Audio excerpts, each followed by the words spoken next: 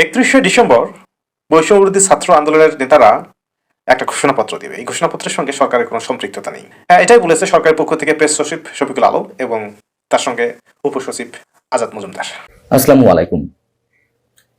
31শে ডিসেম্বরকে কেন্দ্র করে নানান ধরনের আলোচনা, সমালোচনা, টান টান উত্তেজনা এবং সংবিধানের কবর রচনা করা হলে সরকারের কি হবে, উপদেষ্টাদের কি হবে। যারা হয়তো মনে করতেছেন যে আওয়ামী লীগ ক্ষমতা থেকে চলে গেছে, আওয়ামী লীগ একেবারেই শেষ, এই চিন্তা ভাবনা যাদের মাথায় আছে, আমি বলবো যে তারা একেবারে বোকার স্বর্গে কিন্তু বাস করছে। প্রিয় দর্শক, এতক্ষণ ভিডিওর শিরোনাম দেখলেন। খুবই গুরুত্বপূর্ণ একটি ভিডিও নিয়ে এসেছি আপনাদের মাঝে। 31 ডিসেম্বরকে কেন্দ্র করে বাংলাদেশে কি হতে যাচ্ছে তারই কিছু গুরুত্বপূর্ণ ভিডিও আপনাদের মাঝে এখন তুলে ধরব এবং সবশেষে দেখতে পারবেন আওয়ামী লীগ দল যদি আবার ক্ষমতায় আসে তাহলে কী কী পরিস্থিতি সৃষ্টি হতে পারে বাংলাদেশে।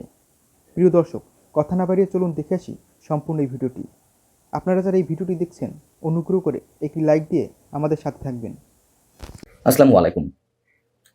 31শে ডিসেম্বরকে কেন্দ্র করে নানান ধরনের আলোচনা, সমালোচনা, টান টান উত্তেজনা এবং সংবিধানের কবর রচনা করা হলে সরকারের কি হবে, উপদেষ্টাদের কি হবে, তারা কি থাকতে পারবে। রাষ্ট্রকে চ্যালেঞ্জ জানানো হচ্ছে কিনা এই ধরনের মন্তব্যের মাধ্যমে এবং ছাত্র সমন্বয়কদের এই যে কথাবার্তা, এই যে সমাবেশ, তার সঙ্গে আসলে সরকারের সম্পৃক্ততা কতটুকু। আমরা মনে করি অবশ্যই সম্পৃক্ততা আছে। ছাত্র সমন্বয়করা সংবাদ সম্মেলনের মাধ্যমে যে ঘোষণা দিয়েছে এবং তার আগে সামাজিক যোগাযোগ মাধ্যমে যে নানান ধরনের প্রচারণা চালিয়েছে, তাতে যে বক্তব্যটি আমরা পেয়েছি, তারা বলছে যে এই মুজিববাদী সংবিধানের কবর রচিত হবে। যেখান থেকে এক দফা ঘোষণা করা হয়েছিল 5 আগস্টের আগে, সেখান থেকেই মুজিববাদী সংবিধানের কবর দেয়া হবে। ভালো কথা। প্রথম কথা হচ্ছে 72-এর সংবিধান পুরোপুরি না হোক, সংবিধান তো এক্সিস্টিং রয়েছে। মুক্তিযুদ্ধের মাধ্যমে আমরা যে সংবিধানটি পেয়েছিলাম কাটাছাড়ার মাধ্যমে হলেও রয়েছে এবং সেই সংবিধানের অধীনেই বর্তমান অন্তর্বর্তী সরকার শপথ নিয়েছে, যদিও খুব স্বাভাবিকভাবে নেওয়া হয়নি, সুপ্রিম কোর্টের রেফারেন্সের মাধ্যমে সংবিধানের আলোকেই শপথ নিয়েছে। তাহলে সংবিধান যদি এক্সিস্টিং থেকেই থাকে, সেই সংবিধানের বিরুদ্ধে যে ধরনের শব্দ উচ্চারণ করা হচ্ছে বা সংবিধান যদি সত্যি সত্যিই কবর দেওয়া হয়, তাহলে এই সরকারের বৈধতা কি থাকে? সরকারের উপদেষ্টারা কি চ্যালেঞ্জের মুখে পড়ে না? তারা কি তাদের স্বপদে বহাল থাকতে পারবেন? এবং সবচেয়ে বড় কথা হচ্ছে, তারও আগের কথা হচ্ছে, যেহেতু এই সংবিধান রয়েছে, সংবিধানকে চ্যালেঞ্জ জানানো হচ্ছে, অস্বীকার করা হচ্ছে, এটি রাষ্ট্রদ্রোহিতার মধ্যে পড়ে কিনা। খুব স্বাভাবিকভাবে আমরা বলতে পারি সংবিধানের বিরুদ্ধে কথা বলা মানেই তো রাষ্ট্রের বিরুদ্ধে কথা বলা, সেটি রাষ্ট্রদ্রোহিতার শামিল। তাহলে রাষ্ট্রদ্রোহিতার পর্যায়ে পরে এমন কোনো সমাবেশ করার অনুমতি সরকার দেয় কিভাবে? তার মানে সরকারের এক ধরনের মৌন সমর্থন ছাত্র সমন্বয়কদের প্রতি রয়েছে এবং ছাত্র সমন্বয়করাই এই সরকার মোটামুটি পরিচালিত করছে, এটি এখন ওপেন সিক্রেট অনেক আগে থেকেই। প্রধান উপদেষ্টা প্রেস সচিব শফিকুল আলম তিনি যদিও বলেছেন যে জুলাই বিপ্লবের যে ঘোষণাপত্র দেওয়া হতে যাচ্ছে 31শে ডিসেম্বর, তার সঙ্গে সরকারের কোনো সম্পৃক্ততা নেই। আসলেই কি নেই?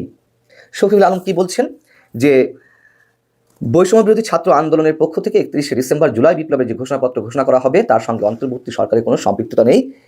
তিনি বলছেন এটিকে সরকার প্রাইভেট ইনিশিয়েটিভ হিসেবেই দেখতে চায়, মানে বেসরকারি পর্যায় থেকে তার বক্তব্য হিসেবে দেখতে চাই। যারা এটিকে সাপোর্ট করছেন, এটি প্রাইভেট ইনিশিয়েটিভকে সাপোর্ট করছেন। সাধারণ কোনো বিষয় হতো, সাধারণ কোনো মতামত হতো, এটি অবশ্যই প্রাইভেট ইনিশিয়েটিভ হিসেবে দেখা যেত এবং সেভাবে সরকার ওভারলুক করতে পারত। কিন্তু এটা তো সাধারণ কোনো মতামত প্রকাশ করা নয়। সমন্বয়করা যদি বলতেন বা বৈষম্য বিরোধী ছাত্র আন্দোলনের নেতারা যদি বলতেন যে সংবিধান বিষয়ে তাদের নিজস্ব মতামত উপস্থাপন করা হবে, তারা কিছু সাজেশন দিতে চাই, সংবিধান রাখা হবে নাকি সংবিধান পুনর্লিখন করা হবে, সংবিধান সংশোধন করা হবে নাকি ছুঁড়ে ফেলা হবে, সেই ধরনের কোনো বক্তব্য তো তারা দেয়নি। তারা সরাসরি সংবিধান ছুঁড়ে ফেলার কথা বলে আসছে মাসের পর মাস ধরে এবং স্পষ্ট করে বলছে যে 31 তারিখ এই সংবিধানের কবর রচনা করা হবে। এটা তো রীতিমতো রাষ্ট্রদ্রোহিতা। সেই রাষ্ট্রদ্রোহিতাকে সরকার প্রকাশ্যে বলছে যে না, এটির সঙ্গে তাদের কোনো সম্পৃক্ততা নেই। এ ধরনের কথা বলে পার পেয়ে যাওয়ার কোনো ধরনের কোনো সুযোগ নেই বলে আমরা মনে করি। ছাত্র সমন্বয়করা কি বলছেন আরও? তারা বলছেন জুলাই অভ্যুত্থান, যে গণ অভ্যুত্থানটি হয়েছে তার মধ্যে দিয়ে মানুষ মুজিববাদী সংবিধানের বিপক্ষে অবস্থান নিয়েছে। 2024-এর গণ অভ্যুত্থান ঘিরে আমাদের যে গণ আকাঙ্ক্ষা তৈরি হয়েছে, 72-এর সংবিধানের বিপরীতে গিয়ে মানুষ যে রাস্তায় নেমে এসেছে, এই অভ্যুত্থানে সেটির প্রাতিষ্ঠানিক দালিলিক স্বীকৃতি ঘোষণা করার জন্য আমরা 31শে ডিসেম্বর ছাত্র জনতার উপস্থিতিতে শহীদ মিনার থেকে আমাদের প্রোক্লেমেশন অব জুলাই রেভলিউশন ঘোষণা করব। শব্দগুলো শুনতে খুবই ভালো শোনায় এবং বারবার যে বিপ্লবের কথা বলা হয়,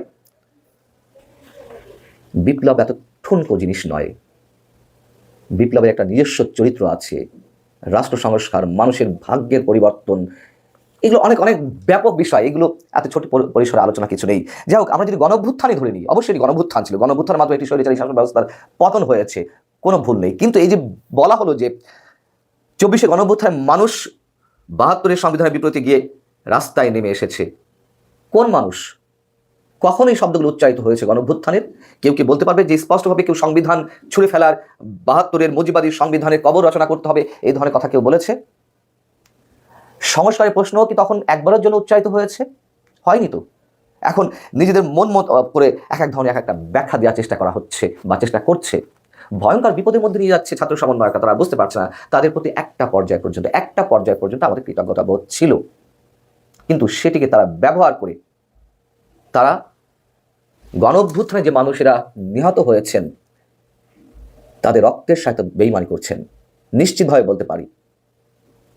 এবং শুধু 24-এর গণঅভ্যুত্থানে যারা নিহত হয়েছেন তাদের সাথে যে বিট্রে করছেন এই পর্যন্ত থাকলেও নানান ধরনের আলোচনা বিতর্ক আমরা করতে পারতাম, কিন্তু সেটি তো নয়। রীতিমতন মহান 71-এর যে 30 লাখ মানুষ শহীদ হয়েছেন তাদের সাথে বেইমানি করা হচ্ছে, তাদেরকে বুড়ো আঙুল দেখানো হচ্ছে, তাদেরকে চ্যালেঞ্জ জানানো হচ্ছে।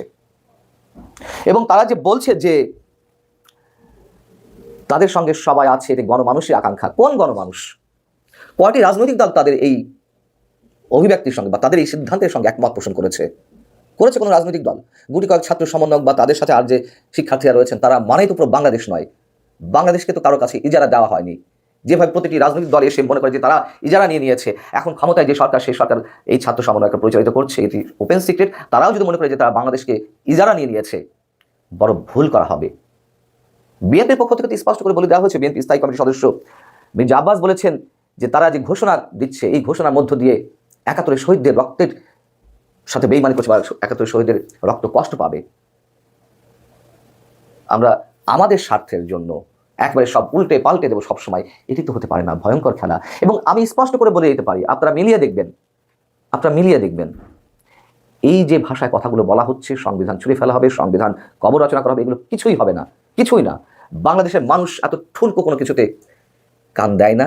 হয়তো আলোচনা, সমালোচনা, বিতর্ক হতেই পারে, কিন্তু দিন শেষে আমি আবারও বলি, এদেশের মানুষের 80 থেকে 90% মানুষ এখনো যে দলের মতাদর্শই হোক না কেন, তারা মুক্তিযুদ্ধের চেতনাকে এখনো পর্যন্ত, এই সংবিধানকে মনে প্রাণে লালন করে। সংস্কার হতেই পারে, অস্বাভাবিক কিছু নয়, পরিবর্তন হতেই পারে, কিন্তু মুজিববাদী সংবিধানকে কবর দেওয়া হবে, এই ধরনের কথা বলে পরিবেশটিকে উত্তপ্ত করা যায়, একটা টান উত্তেজনা সৃষ্টি করা যায়। দিন শেষে এগুলো কোনো লাভ হবে না, একটু বলে রাখছি, আপনারা মিলিয়ে দেখবেন দয়া করে। যারা হয়তো মনে করতেছেন যে আওয়ামী লীগ ক্ষমতা থেকে চলে গেছে, আওয়ামী লীগ একেবারেই শেষ, এই চিন্তা ভাবনা যাদের মাথায় আছে, আমি বলবো যে তারা একেবারে বোকার স্বর্গে কিন্তু বাস করছে। যদি আপনি একটু ব্রেন খাটিয়ে চিন্তা করেন যে বাংলাদেশের শুরু থেকে, আমি এর আগেও এইটা নিয়ে একটা ভিডিও বানিয়েছিলাম যে বাংলাদেশের শুরু থেকে এমন একটা রেকর্ড আমাকে দেখাতে পারবেন যে একটি রাজনৈতিক দল পরপর 2 টার্মে ক্ষমতায় আছে? একটাও নাই। এদেশের মানুষ 5 বছরের বেশি কোনো দলকে ক্ষমতায় রাখে না। তো আওয়ামী লীগ একটা সময় ক্ষমতায় আসবে, সেটা হতে পারে 5 বছর, 7 বছর অথবা 8 বছর পরে। তো আওয়ামী লীগ যখন ক্ষমতায় আসবে তখন দেশে যা যা ঘটবে সেই বিষয়ে আমি একটু থিওরি দেব আপনাদেরকে। তো বাংলাদেশে আওয়ামী লীগ আবার যখন ক্ষমতায় আসবে, তার প্রথম যে ঘটনাটা ঘটবে সেটা হচ্ছে বর্তমানে বিএনপির যে সমস্ত নেতাকর্মীরা, কিছু যে সমস্ত নেতাকর্মীরা ক্ষমতার অপব্যবহার করতেছে এবং যারা যা নাই তাই করতেছে, ক্ষমতা পেয়ে প্রত্যেকটা মানুষের উপরে স্টিম রোলার চালাচ্ছে, নির্যাতন করতেছে, চাঁদাবাজি করতেছে, এই সমস্ত পাতি নেতাদেরকে এরকম গুনে আওয়ামী লীগ তাদেরকে ধরে আনবে। যদি বাসায় ঘুমিয়ে থাকে, বাসা থেকে তুলে আনবে। যদি মাটির নিচেও থাকে, এরা মাটির নিচ থেকে আওয়ামী লীগ ওদেরকে তুলে কয়েকদিনের মধ্যে অসংখ্য বিএনপি নেতাকর্মীকে আওয়ামী লীগ হত্যা করবে। 2 নম্বর যে ঘটনাটা বাংলাদেশে ঘটবে সেটা হচ্ছে সমন্বয়কদেরকে ধরে ফাঁসি দিবে। কিভাবে জানেন? যে তারা তখন বলবে যে এই জুলাই এবং 5 আগস্ট, এই 5 আগস্টে যে ঘটনাগুলো ঘটছিল এই ঘটনার তারা কিন্তু বিচার করবে। 1971 সালে মুক্তিযুদ্ধের সময় যারা রাজাকার ছিল, বঙ্গবন্ধুকে যারা হত্যা করেছিল, সেই 40 থেকে 45 বছর আগে যারা এই অপরাধগুলো করেছিল, 45 বছর পরেও কিন্তু আওয়ামী লীগ তাদেরকে বিচার করেছে। তো সুতরাং 5 তারিখে আওয়ামী লীগের যে সমস্ত নেতাকর্মীদেরকে হত্যা করা হয়েছে, যে সমস্ত পুলিশদেরকে হত্যা করা হয়েছে, এগুলা কিন্তু আওয়ামী লীগের কাছে রেকর্ডেড। তো সুতরাং তারা যখন ক্ষমতায় আসবে তারা কিন্তু এই ইস্যুটা বারবার তুলবে এবং এই ইস্যুটার মাস্টারমাইন্ড কারা ছিল মাস্টারমাইন্ড, এবং সেই সূত্র ধরে এগিয়ে যারা সমন্বয়ক, এই সমন্বয়কদেরকে তারা কিন্তু ফাঁসির মঞ্চ পর্যন্ত নিয়ে চলে যাবে। এটা আমার কথা না, এটা আপনারা দেখেছেন যে এই যে হাসনাত আব্দুল্লাহ, এরপরে যে রাফি, তারা কিন্তু বিভিন্ন কনফারেন্সে তারা কিন্তু নিজেরাই বলেছে যে আওয়ামী লীগ যদি ক্ষমতায় আসে তাহলে কিন্তু আমরা কেউ বাঁচবো না, এবং তারা কিন্তু এটা শিওর যে আওয়ামী লীগ যদি ক্ষমতায় আসে তাহলে প্রথমে ধরবে হচ্ছে আমাদেরকে, এবং আমাদেরকে একটা একটা করে ফাঁসিতে ঝুলাবে। এই কাজটা কিন্তু আওয়ামী লীগ করতে পারে যদি পরবর্তী সময়ে তারা কখনো ক্ষমতায় আসে। এরপরে বাংলাদেশ আওয়ামী লীগ যখন ক্ষমতায় আসবে তখন তারা 3 নম্বর একটি ভালো কাজ করবে। সেটা কি জানেন? দেখবেন সবচেয়ে বেশি মূল্যায়ন করবে আওয়ামী লীগের যারা তৃণমূল পর্যায়ে যারা নেতাকর্মী আছে, এদেরকে সবচেয়ে বেশি মূল্যায়ন করবে। তো প্রিয় দর্শক, বাংলাদেশ আওয়ামী লীগ আবার কখনো ক্ষমতায় আসলে পরে দেশে যা যা ঘটবে এই বিষয়ে যদি আপনার কোনো মন্তব্য থাকে তাহলে অবশ্যই কমেন্ট করে জানাবেন। সকলে ভালো থাকবেন, ধন্যবাদ সবাইকে।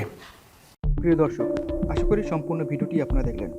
খুবই গুরুত্বপূর্ণ কিছু ভিডিও আপনাদের মাঝে উপস্থাপন করেছি, যা থেকে কিছু গুরুত্বপূর্ণ তথ্য আপনারা খুঁজে পেয়েছেন। 31 ডিসেম্বরকে সমন্বয়করা কী করতে চাচ্ছে, তারা কি করবে, সেই বিষয়গুলো আপনাদের মাঝে তুলে ধরেছি, এবং আওয়ামী লীগ দল যদি আবারও ক্ষমতায় ফিরে আসে তাহলে কী কী পরিস্থিতির সৃষ্টি হতে পারে বাংলাদেশে, তারই কিছু ভিডিও আপনাদের মাঝে তুলে ধরেছি।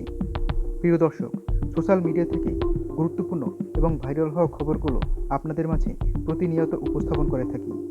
এই গুরুত্বপূর্ণ এবং ভাইরাল হওয়া খবরগুলো পেতে আমাদের চ্যানেলটি সাবস্ক্রাইব করে অবশ্যই আমাদের পাশে থাকবেন, এবং পাশে থাকা নোটিফিকেশন বাটনটিও চালু করে রাখবেন, যাতে নোটিফিকেশনের মাধ্যমে আপনারা খুব দ্রুত এই খবরগুলো পেয়ে যান। আমরা কোনো দলের পক্ষে বা বিপক্ষে খবর তৈরি করি না, সোশ্যাল মিডিয়ায় ভাইরাল হওয়া খবরগুলোই আপনাদের মাঝে প্রতিনিয়ত উপস্থাপন করে রাখি। প্রিয় দর্শক, পরবর্তী ভিডিওর আমন্ত্রণ জানিয়ে শেষ করছি আজকের মতো। ধন্যবাদ সবাইকে।